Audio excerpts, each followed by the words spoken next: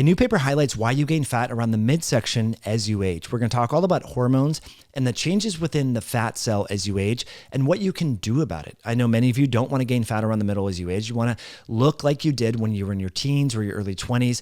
Now, hopefully this paper and this article will help you better understand the things that you can do right now to prevent age-related fat gain around the middle. We're going to talk specifically about men and postmenopausal women. It turns out that after menopause, women experience many hormonal changes that are linked with metabolic changes within the fat tissue, and I want to share with you insights and practical takeaways that you can implement to offset some of those age-related changes.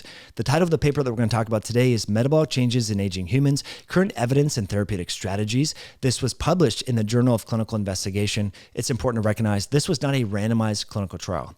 This paper is looking at all of the dossier of literature showing the age-related changes within muscle tissue, fat tissue, and hormones that are linked with fat gain and fat-related changes and changes within the fat cell itself. As you can see here on figure 2, there are cellular changes within adipose tissue and skeletal muscle that are linked with aging.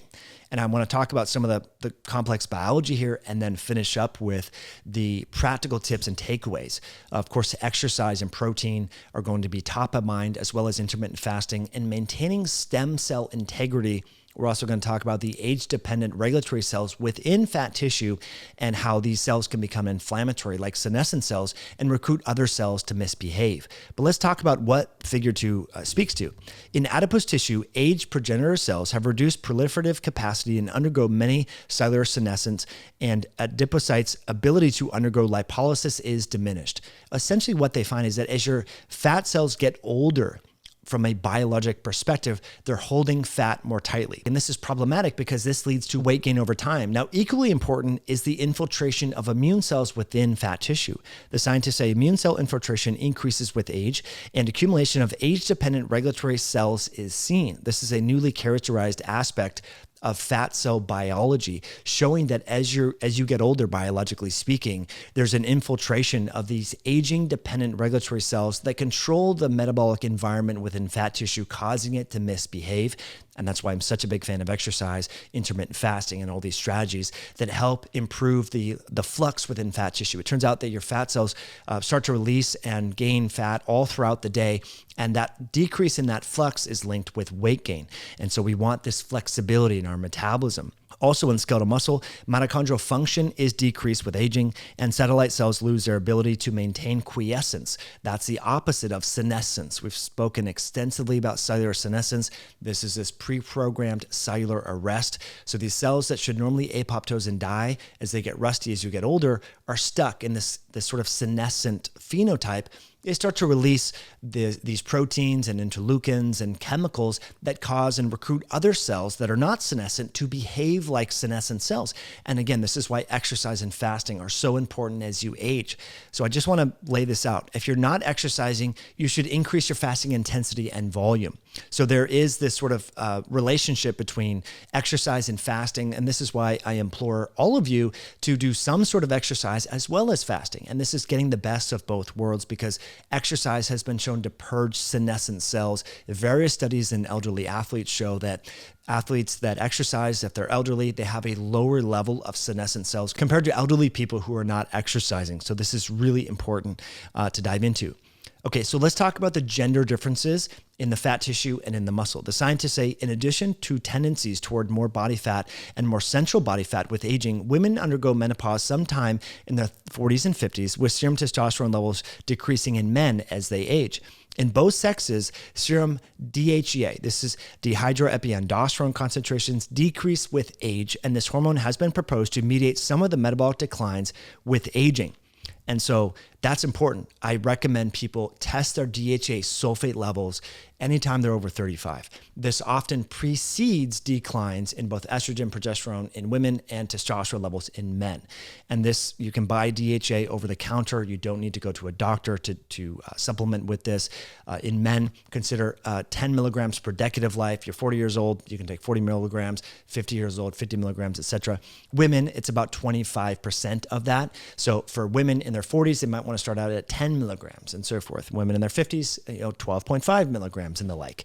Usually people dose DHEA at night. And so the deficiency in these hormones in both men and women, progesterone and estrogen in women and testosterone in men, are linked with changes in post-meal fat storage and decreases in lipolysis of the fat tissue. That means that the fat tissue is holding on to more fat. And so again, people say, well, what about after menopause?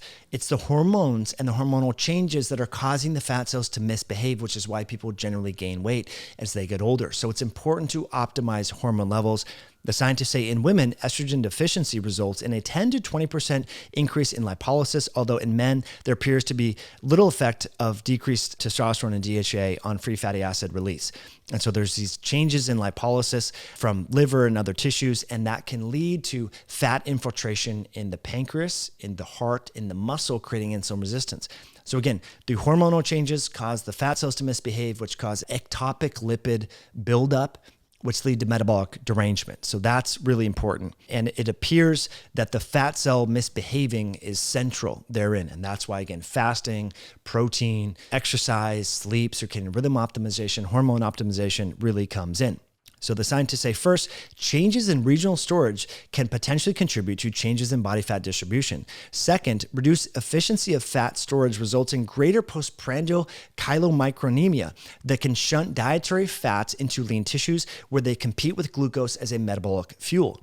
Meal fat storage in adipose tissue is less in older adults than in young, whereas meal fat oxidation, which occurs in lean tissues, is greater in older adults. So again, there's this shift in fat storage versus post-meal fat oxidation. And the scientists say this is consistent with the concept that aging is accompanied by greater exposure of lean tissue to both free fatty acids and dietary fatty acids, which contribute to lipotoxicity, which you can see here in figure 1. You can see here the young adult with minimal visceral fat, and you can see the middle-aged adult who doesn't exercise, eats processed foods, lives a sedentary lifestyle. You can see more visceral fat, and see here in the elderly, even more visceral fat. So we're trying to prevent that.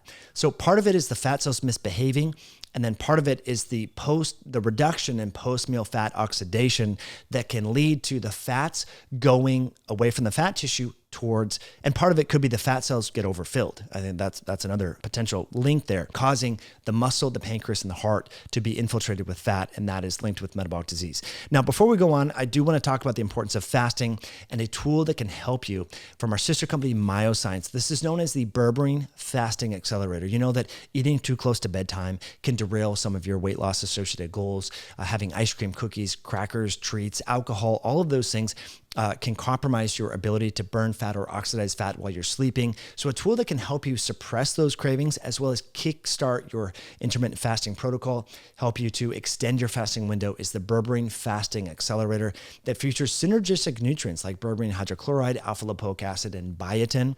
There's hundreds of reviews over at myoscience.com as well as amazon.com from people like you who are using this to kickstart their fast. You can take 1 to 2 capsules in the evening, 1 to 2 capsules in the morning, and that just extends your fasting period to help you become more metabolically flexible. So this fat infiltration in your muscles and your pancreas and all that doesn't happen. Really good evidence to support that. But as you know, we can't talk about diagnosing, treating, curing, or preventing diseases here, just supporting metabolic health. And the berberine fasting accelerator is a great natural tool to help you do that. Please save using the code podcast over at myoscience.com. That's MYOXCIENCE.com. I'll put links in the show notes below where you can check that out along with the articles that we're discussing. So the scientists go on to talk about how reduced testosterone levels and DHEA have a marked blunting of the pattern of reduced post-meal fat storage in men. They say that men with reduced testosterone and DHEA levels have a marked blunting in this pattern of meal fat storage. And this youthful distinction in regional fat meal storage was partially normalized in older men treated for 2 years with testosterone replacement therapy. So again, I'm all about people optimizing their health. If you're 56 years old and you want to dabble with testosterone, I'm a huge fan of that. I think men in their 20s and 30s should exhaust all natural resources: sun exposure, zinc exposure, sleep exposure, DHEA, testicular extract from bovine. All of those things you should exhaust all the natural things first, because testosterone can make you infertile. It can permanently suppress testosterone levels if you're taking it exogenously, like in a cream or an injectable. Now you might be wondering, what is this youthful distinction in post-meal fat metabolism? They say different adipose tissues have different abilities to store fatty acids, and there are sex-specific patterns in fatty acid storage. Typically, there's preferential storage of meal fat in the upper body compared with lower body adipose tissue in young, healthy men and women.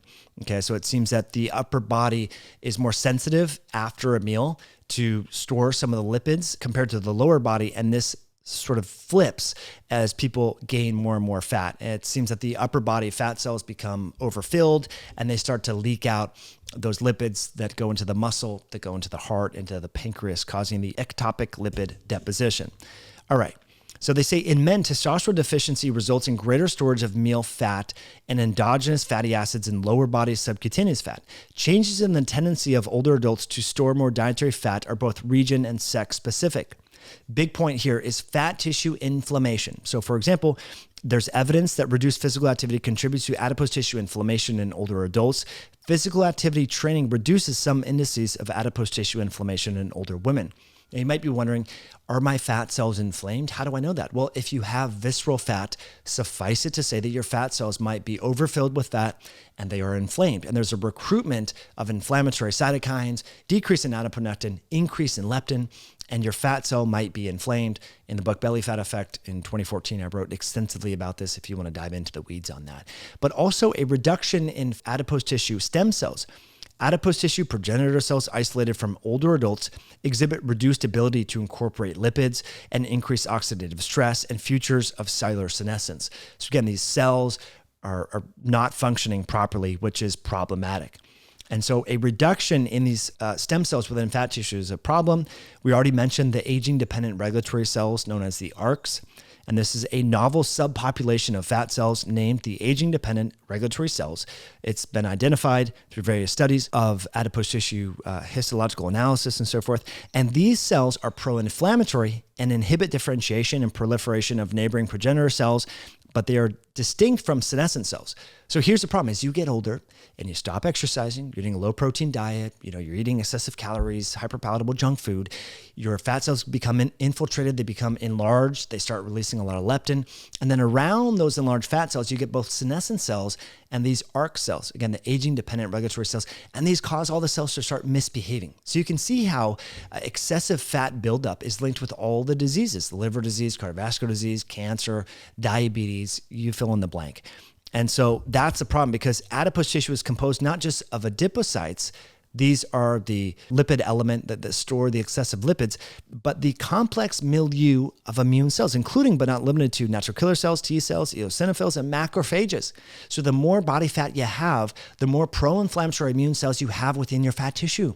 And that is causing insulin resistance and chronic inflammation. This is why when I see clients with a big thick neck, with sleep apnea, with a big belly, their C-reactive protein is often elevated because they're chronically inflamed. Their white blood cell count is often elevated. And that again is linked with all sorts of metabolic and immune challenges that increase the risk of disease. So various diseases.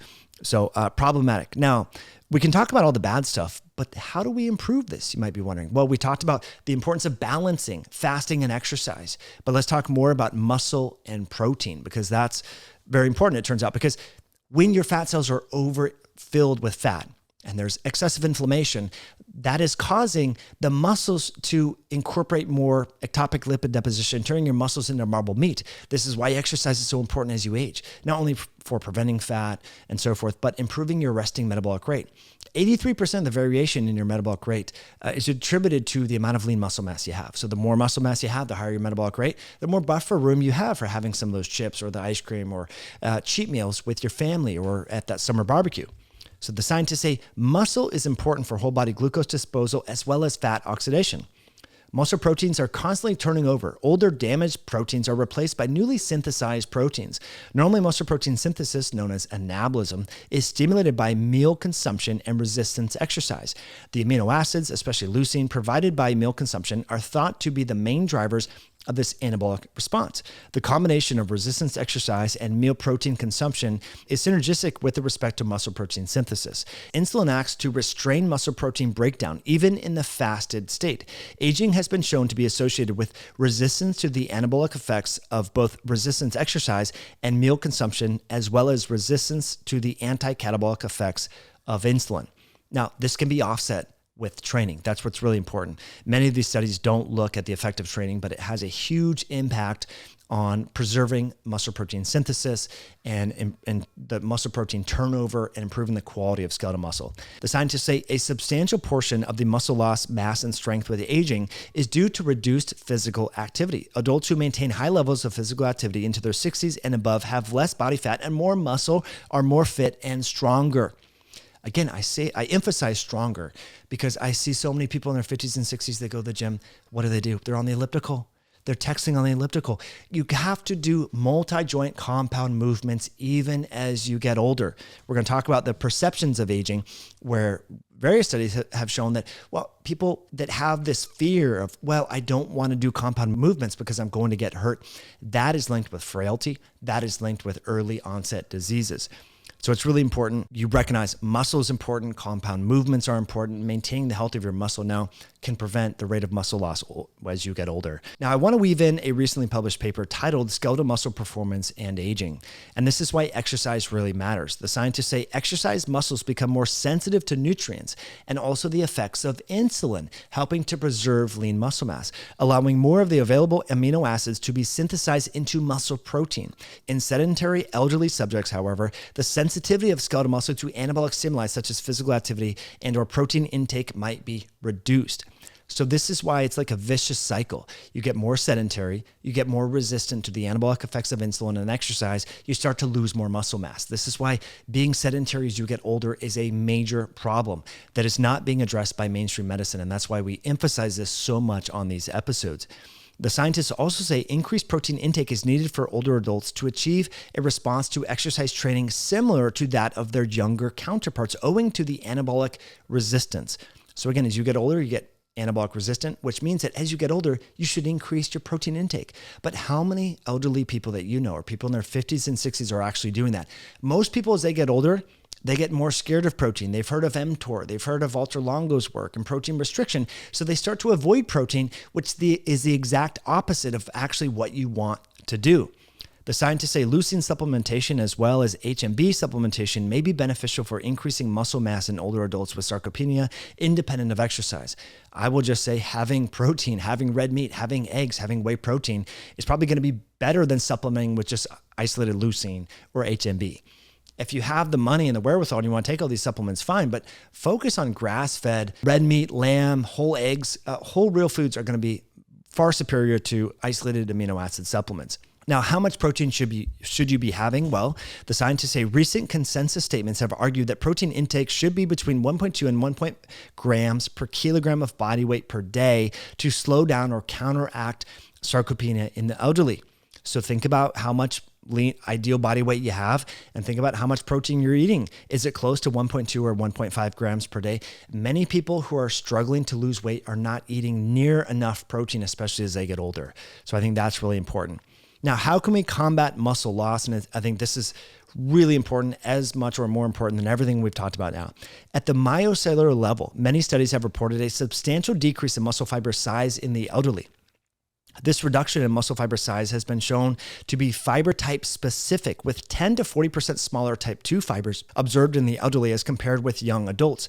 In contrast, type 1 muscle fiber size seems to be largely sustained with aging. Now, what's important to recognize is the type 1 fibers are slow twitch fibers. Type 2 fibers are fast twitch fibers that are recruited when you do exhaustive, high intensity exercise, HIIT training, explosive sprints, weightlifting. But the problem is many people have a negative perception of aging and they say, I'm too old to sprint. I'm too old to squat. I'm too old to do pull-ups and push-ups. That's why they do yoga, they do Pilates, or they go and do the elliptical. That is fine for burning calories. That's good for your cardiovascular system, but that's not going to help preserve the type 2 fibers that are preferentially lost as you age. Really important. So the scientists say the type 2 fiber or fast twitch fiber is recruited during the latter type of exercise, and they mentioned up here explosive movements, high intensity exercise sessions, and they're responsible for higher intensity or highly fatiguing exercises. So that burn that you're feeling, that lactate buildup when you do the concept 2, when you do the ski erg, when you do the assault bike, that burning that you feel in your lungs and your muscles, That is because your type 2 fibers are oxidizing glucose and making lactate. And that's what you need to focus on periodically, 3 days per week. Ratchet up the intensity with both your HIIT training and your resistance training. And they say the reduction in the type 2 fiber types may therefore result in a decline in muscle strength in the elderly and may decrease the ability to rise from a chair or to lift a heavy load. This is where social isolation and mindset and fear around fitness and movement come in. They say there's strong evidence that self-efficacy is a salient determinant of physical function and should be targeted in interventions designed to improve physical function in elderly people. Fear of falling is another classic example. Fear of falling, fear of getting hurt, being socially isolated, all these things are linked with reduced physical activity and increased frailty. They say fear of falling is independently associated with increased sedentary behavior time and decreased physical activity, which negatively affects physical function in elderly people. So it's important, friends, that you realize that you're not just probably going to fall over if you do a squat. There's Smith machine squats, there's leg presses, there's hip thrusts. There's so many different exercises that you can do where you're probably not going to fall and get hurt. So focus on those multi-joint compound movements. Increase the high intensity interval training, increase your protein intake to 1.2 to 1.5 grams per kilogram of lean body weight, compress your feeding window. All of these things can help to offset the changes within the fat cell and the muscle tissue, which, by the way, crosstalk as you age. Also, as we talked about, optimizing hormones, testing your DHEA. If you're a male, testing your testosterone, free and total. If you're a female, looking at, the Dutch test, looking at your progesterone, looking at your estrogen, looking at your hormones. All of these things interact in a complex milieu that impact your metabolic health. And so for many people who say, I tried exercise, it didn't work for me. What are their hormones? Or many people say, I balance my hormones and I still am gaining weight. Well, are you working on exercise? How much protein are you having? Are you doing high intensity interval training? Oftentimes the answer is no. So this is why sometimes the medical system doesn't adequately have the tools or the time to work with patients to help to get into these nuances and details. But I think the scientific evidence is quite clear that we need a multifaceted approach to preserve metabolic health, hormonal health, and prevent age-related fat gain. And so hopefully after watching this video and you took some notes and look at the references that we talked about, you have better tactics and strategies to prevent age-related fat gain and the associated metabolic changes within your muscle and also your fat tissue. So hopefully you found this video helpful, found the show notes helpful. If you did, I would be honored if you can hit that like button and share this with a friend who may benefit from this, and leave me a comment below, and we'll catch you on a future one down the road. Have a great day.